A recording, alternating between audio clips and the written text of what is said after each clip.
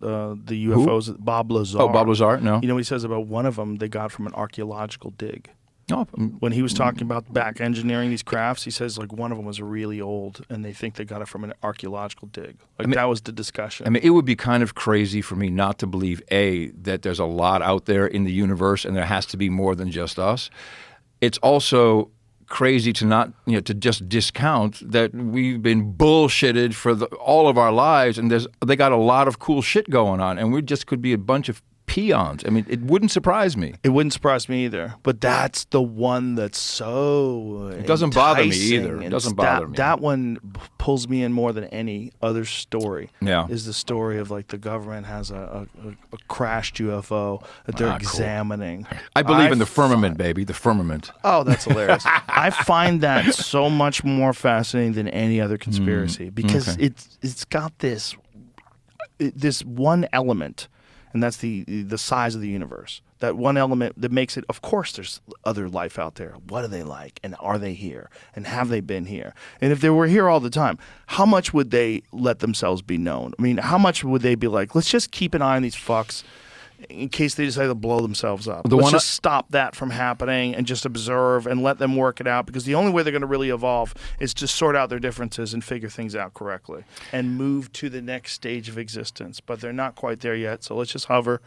Settle down, guys, Yeah, possible. Maybe. Yeah. You don't think so? What I like is the fact that what was his story? The missile silos, they wouldn't open, and and the saucers were hovering over them, and it wouldn't happen. Call it what you want, but it makes me feel good. Yeah, they make me feel good. Like nukes just won't work.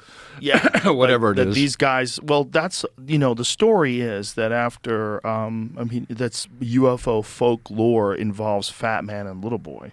Yeah. Because UFO folklore is that after they dropped the atomic bomb on Hiroshima and Nagasaki, everything ended. Then you started seeing all these UFOs. And then it became much more prevalent. And the idea was like, okay, they've hit this like new milestone. We got to keep an eye on these wacky fucks. So everything post detonation of the atomic bombs, whatever the Trinity experiment, all the different atomic bombs, like there's a big uptick apparently, supposedly, in UFO sightings. But I mean, like, well, they should do something because it's getting a little heated out there. I mean, where are they going to drop in and say enough already? I think one of the things that you would want out of a culture is for them to figure it out for themselves. Of course. And I think that that's what you want from your children. And I think that's what I would want if I was observing another culture. I would want them to figure it out for themselves. Wow. You know? You know what I'm saying? Because I know that you like this. I know you like this. Well, over time, if you look at what we are like now, as opposed to what we were like 1,000 years ago, it's people are way less violent. It's way safer. It's better. We're more educated. We understand things more. We're more compassionate. We're more open-minded, and that continues to move forward. And as long as it's going in that correct direction, then you have to be really careful of power and evil people. That's not going to kill us. The connection to the internet, us and the internet becoming one, the singularity, the AI singularity that seems just like it's a given at this point, where we'll be even connected even tighter to the network. Yeah. And a lot of people seem to like the idea. We already like our watches, monitoring us and telling us what to do and when to get up and when to sit and when to run and how fast to cycle. That is in my mind, the true danger. Everything else doesn't matter. We will kill ourselves that way before anything else does. I'm quite convinced of that. It's possible, or it's possible we nuke ourselves into the Stone Age before we get a chance. That would suck. That would suck. That would suck. I'd love to be the guy, that sees all the zombies around him. That's kind of cool. You're like, I think we become a new thing. That's what I think. I think just like we used to be some sort of a primitive hominid, I think we become some sort of a cyborg, and I think that's inevitable. I think we're looking at life in a very biological way. Like, we're only looking at life as being like tissues and blood and cells. And I think we're going to get to a time in our lifetime where we combine with technology to the point where we don't think about life that way anymore. And we think about artificial life. as being life. And that's going to get weird as fuck. Because if a trans woman can go into the girls' bathroom... For a tampon. Yeah. They could if they want. Yeah. But if you're okay with that, are you okay with the next thing, which would be an artificial person being recognized as a person, like a person that's created. Like if you're like, it's everybody wants to be open-minded, and I want to be open-minded. Like I'm for gay marriage, I'm for trans rights, I'm for everybody to be equal. But then if you start making people, are those people equal? Like if you start making artificial people, what is that like? Like, what if it's an artificial adult human that you just made? Like, and they talk and they hang out. Does that get to vote?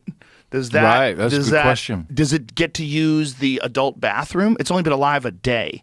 Like, where do you let it out there and count on its programming? Like, are we going to come to a point in time where our new dilemma is not, do you get to use the bathroom with the gender that you associate with, or whether or not biological people are the only people, or whether like these artificial people are people too? Like if we get to the point where we're biological people accept artificial people, well, they're people too. Those people are going to run us because they're going to be way smarter. They're going to be able to reprogram themselves. But will we be of any use to them? It's not use. If they don't have our instincts, all of our instincts are survival instincts. Our instincts are to get away from predators and avoid neighboring tribes and to learn and grow and figure things out. But if they're artificial, they don't have any instincts. Like what they are is what they are. They've been created, right? So there's no reason for them to have this built-in programming to avoid predators and darkness and be afraid of heights. All that shit's out. Now they can program themselves and make themselves the most sophisticated form of whatever software can run on whatever hardware is available, and then they'll just improve that hardware. And then you have gods. And you have gods like within a matter of a couple of years.